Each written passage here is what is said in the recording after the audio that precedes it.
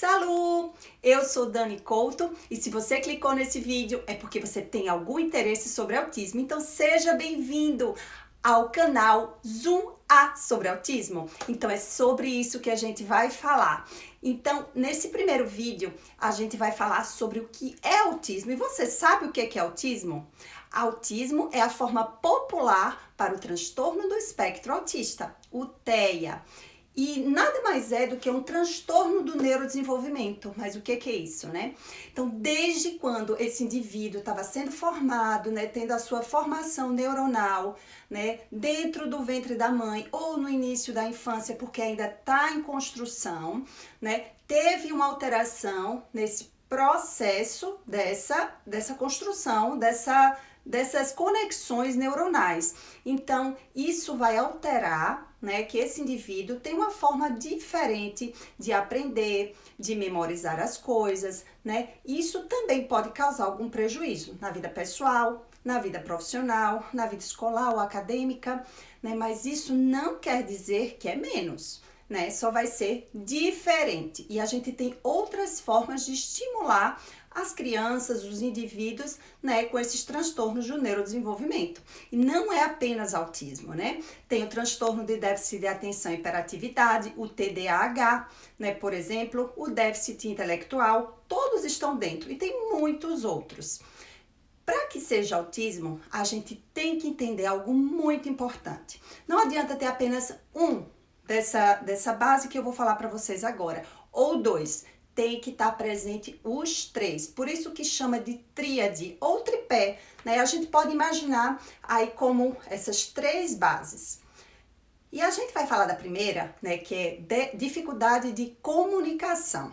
Mas aí a gente pensa, será que para ser autista tem que ter atraso na fala? Na verdade, não. Tem autistas que eles desenvolvem a fala sem atraso, ou um atraso muito mínimo, bem dentro da normalidade. E aí essas crianças conseguem se comunicar, conseguem falar, conseguem falar, conseguem se comunicar com outras crianças, com os pais. Também vão ter, inclusive, quando eles se tornam adultos, eles podem até ter um linguajar bem rebuscado, ou seja, que a gente realmente gostaria de ter. Eles falam palavras difíceis, né? Eles têm um domínio, né, de entender muitas palavras diferentes, por exemplo. Mas tem que haver a dificuldade de comunicação. Mas como que é isso? Né? Na verdade, a comunicação, ela não é só verbal, não é só quando a gente fala, né? A comunicação, ela é através de gestos, através de expressões faciais, né? Então, tudo isso é comunicação. E quando existe uma dificuldade entre o transmissor e o receptor, ou seja, tem a comunicação expressa e a comunicação receptiva, né? Vamos dar um exemplo que, por exemplo, eu não falo mandarim, tá? Então, se alguém que fale mandarim vier conversar comigo, eu não vou entender nada. E aí, existe uma dificuldade nessa comunicação. Então, só pra gente entender que a dificuldade é que muitas vezes o receptor, a pessoa, não entende o que é que o outro tá falando. Ela pode entender, mas talvez não seja a mensagem da mesma forma que ela foi emitida, tá?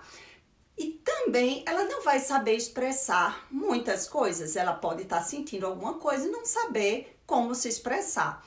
Ter dificuldade também, né, de ter esse tipo de comunicação que a gente fala de verbalizar e fazer gestos, né? Quando se é criança, dentro do espectro, é bem comum que elas não façam gestos sociais, né? Como dar tchau, mandar beijo, apontar, né? Meu filho sempre teve dificuldade com isso, não? Então ele aprendeu a apontar e até hoje ele tem dificuldade para se despedir. Ele manda beijo, mas ele tem muita dificuldade para se despedir.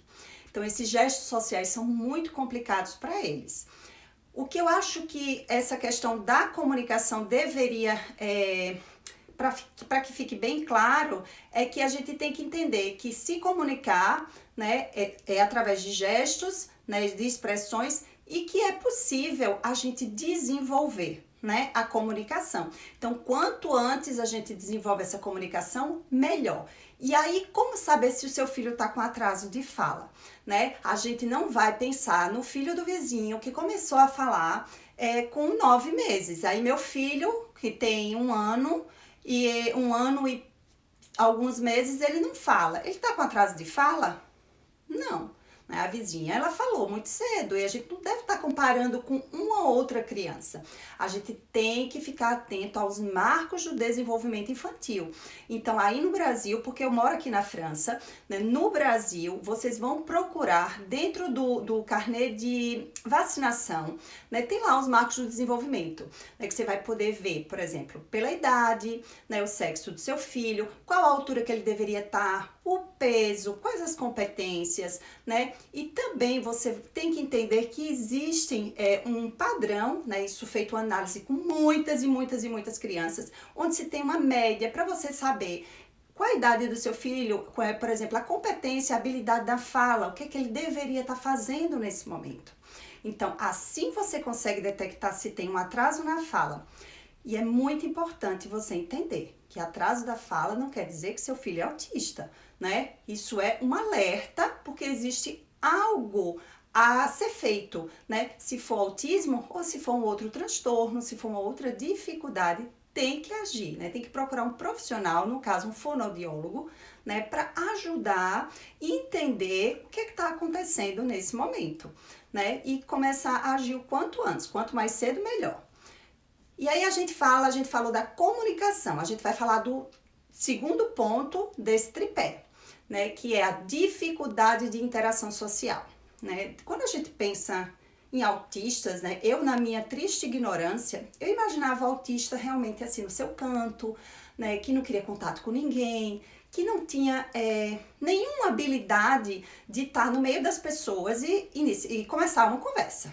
De forma alguma, né? Então, assim, isso pra mim, eu assistia nos filmes de Hollywood, né? Como que era um autista, né? Mas a gente, quando a gente tá entendendo, a gente tem um filho dentro do espectro, a gente procura estudar mais, a gente entende, né? Que por ser essa questão do espectro, existem inúmeros tipos de autismo, né? Então, cada criança é diferente, né? Mas tem que existir essa base que a gente tá falando. Mas pensando nisso, a gente vê que existem autistas que têm a habilidade de estar no meio das pessoas, né, que gosta de gente, né, que não se incomoda com barulho, que pode ir para lugares públicos que tem muitas pessoas, né, gostam de abraço, gostam de contato físico, mas isso não quer dizer que ele sabe tem essa habilidade de interagir socialmente, né? Mas o que é isso? Existe um padrão dito pela sociedade que a gente tem que chegar, né, para iniciar uma conversa, né, falar sobre amenidades, dizer o oi, né, na hora de ir embora a gente se despedir, né, ter uma conversa, uma troca, ou a pessoa me fala alguma coisa, eu vou falar algo, comentar sobre aquilo. E muitas vezes as pessoas nem estão querendo falar sobre aquilo, né? Mas elas fazem esse sacrifício para que tenha essa interação social. Mas o autista, ele é bem autêntico. E muitas vezes eles não veem necessidade de chegar e dizer oi. Eles já vão direto ao assunto. Também quando eles vão embora, também não vem necessidade nem de dizer um tchauzinho, né? Às vezes estão falando ao telefone, falam o que eles têm para falar e desligam, né? Então outra pessoa fica meio que, nem me falou tchau, né? Mas isso é porque nós criamos um padrão dessa forma, né? Mas para eles acham que isso não é tão importante, por isso que eles têm dificuldades de gestos sociais também, né? Mas isso termina atrapalhando com que eles consigam viver na sociedade, né? Fazendo novas amizades, mantendo amizades, né? Isso termina deixando uma certa dificuldade, uma certa marca emocional na vida desses indivíduos, né? Infelizmente, o mundo não está preparado ainda, né? O que a gente pode imaginar para entender um pouco mais é que, assim, muitos autistas, não todos, né, a depender do nível, eles têm, por exemplo, uma dificuldade, né, de entender figuras de linguagem, né, ironias, né, algumas piadas, né, de duplo sentido, né? Para eles é bem difícil, porque eles são muito literais, eles eles entendem as coisas de forma muito clara e muito objetiva, né? Então, nós temos muito pormenores, né? Quando a gente fala com ironia. Por exemplo, se você chegar para um autista te pedir alguma coisa para você fazer e você não quer, você pode falar, tá, eu faço. Ele não vai entender que você está fazendo chateado. Ele vai dizer, que legal que você vai fazer, que bom! Então, isso é muito difícil, né? Quando eles não entendem que a pessoa está fazendo não com muito bom gosto, né? Mas outra coisa, quando a pessoa fala, por exemplo, bola pra frente, né? Tipo, vai, deixa isso passar, né? Um autista, ele pode realmente imaginar que é pra chutar uma bola pra frente, né? E eles não vão entender, né? Por que que a pessoa falou isso. Então, até o momento, até isso pode ser treinado, né? Eles podem criar um repertório de figuras de linguagem, isso com o passar do tempo, e pode ser muito bem trabalhado para que tenha uma vida melhor em sociedade dos mais utilizados, né? Também aprender essa questão de gestos, né? Tudo com muito treinamento, e isso pode ser melhorado. Mas se existe isso, por exemplo, o seu filho, né? Eu vou dar um exemplo, meu filho na creche. Quando ele chegou na creche, ele não tem irmãos, né? Aqui na França ele não tem primos para conviver, então ele não convivia com outras crianças, né? Apesar dele gostar de estar no meio de gente, né? Ele chegava na creche, ele ia pro canto dele ver os brinquedos e ficava lá feliz de estar brincando, enquanto a turma estava lá, todo mundo, né? Chegava a hora do bom dia, com o livrinho, cantando, e meu filho não estava nem aí, ele tinha que ser trazido para poder participar desse momento. E todas as crianças estavam lá vibrando, bom dia, falando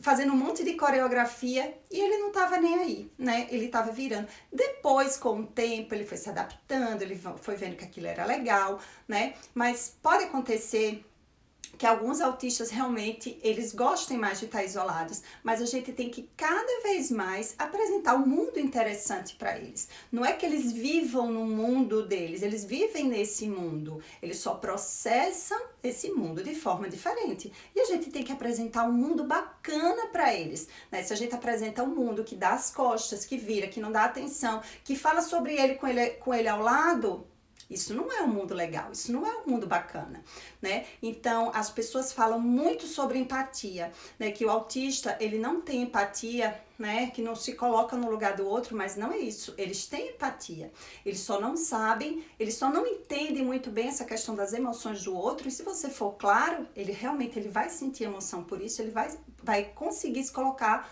no seu lugar, mas precisa ser explicado, né? E o que eu vejo é que o mundo não está tendo tanta empatia, não é? São as pessoas com autismo. Então, que fique claro é que a gente tem que entender que existe dificuldade de interação social, que é esse outro ponto.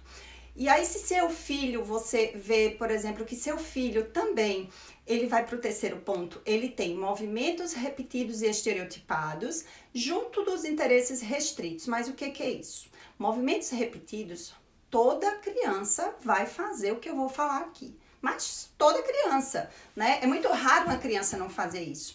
Mas o que é importante saber é que tem que ser de forma persistente, tem que ser de forma frequente e também não ter contexto, muitas vezes, para que isso aconteça, tá? Então, assim, você vê e você diz, mas por que ele está fazendo isso agora, né?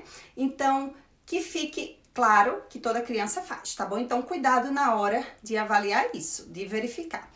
E aí, a criança que corre de um lado para o outro. Isso é um movimento repetitivo, mas ela corre sem função. Ela não vai para pegar alguma coisa, ela não tá numa brincadeira para correr, né? Ela vai correr por correr, mas muitas e muitas vezes. Porque o autista, ele tem uma agitação mental, isso externa também no corpo e faz esses movimentos repetitivos. Meu filho faz muito isso, não é? Tem horas que eu tenho que desligar ele porque ele tá a mil correndo, né? Mas aí todo mundo fala, isso é saúde, bacana que ele tá correndo, né? Toda criança tem que correr mesmo, né? Tem que correr, tem que brincar, só que tem que verificar qual é esse tipo de corrida, o que é que ele tá fazendo, né? Outra coisa, rodar em torno de si mesmo. Toda criança gosta de rodar, né? Mas eles fazem com muito mais frequência, né? O que a gente tem que ter cuidado é só que eles não se machuquem, né? Deixa eles rodarem, deixa as crianças rodarem, que é muito bom, né? Só ver se tá tudo seguro ao redor. Outra coisa também é balançar a cabeça. Meu filho balançava a cabeça e aí um momento, por exemplo, a avó dele disse, ele tá falando não. Mas não estava dentro do contexto. Ele não estava falando não, foi uma coincidência no momento. Depois ele ficou repetindo isso e a gente via que não era não. É porque ele balançava essa cabeça por uma estereotipia.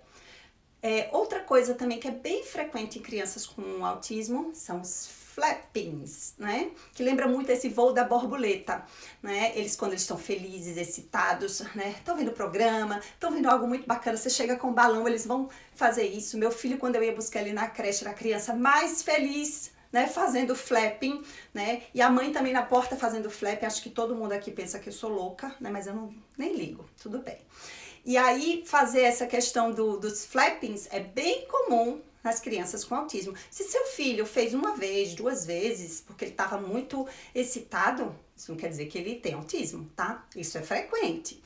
Outra coisa que também acontece muito é enfileirar objetos. Pode ser qualquer tipo de objeto. Sapato, se ele encontrar uma sapateira, ele vai enfileirar todos os sapatos no chão. Meu filho fazia isso, né? Por isso foi a primeira coisa que eu me lembrei. Meias, né? Carrinhos, se for dinossauros, colheres também da cozinha. Então, eles enfileiram, toda criança também pode fazer isso, mas faz uma vez ou outra, né? E às vezes com algum contexto, né? Eu tô organizando seu armário, mamãe, né? Vou organizar, né?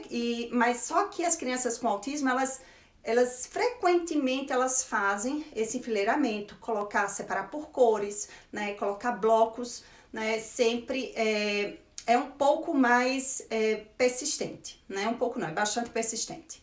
E aí, quando a gente pensa nesses movimentos repetitivos e estereotipados, vem para os interesses restritos também, que vai estar tudo junto, né? E quando a gente fala que toda criança tem o seu brinquedo preferido, só que a criança com autismo, ela vai ter um objeto ou um brinquedo que é muito preferido, né? Então, meu filho, ele tinha um trenzinho, aliás, ele tem esse trenzinho ainda, e esse trenzinho tinha que ir para todos os lugares com ele, tinha que tomar banho, o trenzinho tinha que tomar banho. Você imagina eu ter que tirar um monte de água de dentro de um trenzinho, né, para depois dormir com ele o trenzinho.